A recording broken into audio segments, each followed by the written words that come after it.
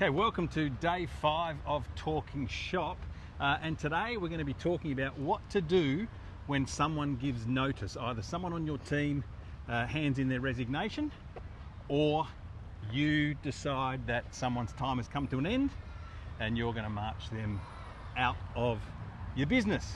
Rach, what do you do in that situation?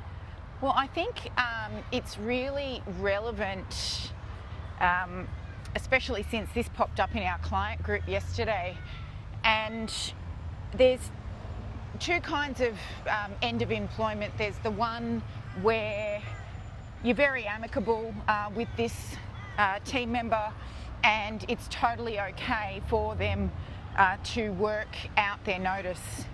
And obviously in Australia we've got rules that we need to abide by where fair work is concerned, and you should definitely check the employment laws for whatever jurisdiction you're in. But when you've got somebody that was a bit of a problem and they give notice, and obviously you need to pay them out if they are a problem, and you do need to march them. And the reason that you need to march them on the day that they resign and pay them out their notice is because two things can happen while their notice period is in effect. Number one is they will develop leavers attitude, we call it, where they know they're going, they take their foot off the accelerator, and you lose productivity. If they're at the service desk, they might not be bothered going that extra mile for the customer, which is their whole role. And then number two reason why you need to march them is because they will undermine your culture. So if you've got somebody who wasn't a great cultural fit in the first place, and you've managed to get them to come around and put in their resignation of their own accord, you don't want them there for the 1 week, 2 week, 4 weeks of their notice period, giving them the opportunity to start to undermine your leadership, start to put ideas in the head of your employees who are staying, and you don't want the years of work you've put into creating a great working environment to start to be eroded. Now, the things that get in the way of you thinking that it's okay to march this person out the door rather than let them work out their notice period is you will likely go a person down, and you're worried that you won't be able to sell all your hours, and that's obviously a very real concern.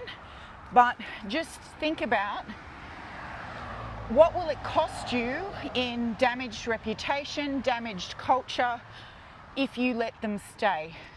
And usually when we discuss it like that with a client, that's all the information they need to organise that person's final pay them out and send them on their way.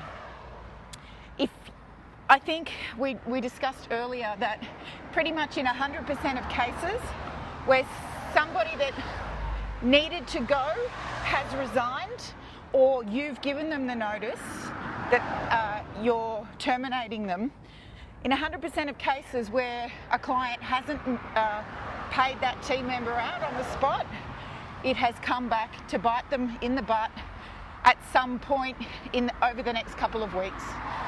And they usually come back and say, I wish I'd listened. So really, the opportunity is, yes, you might go a pair of hands down, and you'll have to go back into recruitment mode, but it's worth it in the end to march out that toxic team member. Yeah, one bad apple infects the whole bunch, and what we've seen time and time again, in fact I can't think of a single case where this hasn't been the outcome, is that when the underperformer,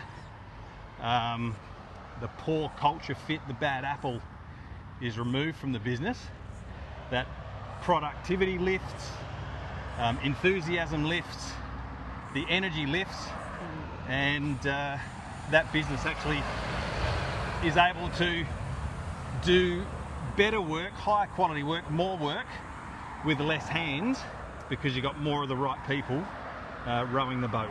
Yeah, and team members that you didn't even know were being affected by this team member that has just departed, all of a sudden come and tell you how much better they feel at work. So there was stuff going on that you didn't even realise, and they are so grateful that you put your big person pants on and got rid of them. Yeah, so if someone hands in their notice, or you decide that someone's time has come to an end, don't hesitate, don't second guess yourself. Politely escort them to the door, say bye-bye, and carry on with an A-grade culture. And make sure you abide by your local employment laws to do so. Correct. We'll see you on the next episode of Talking Shop.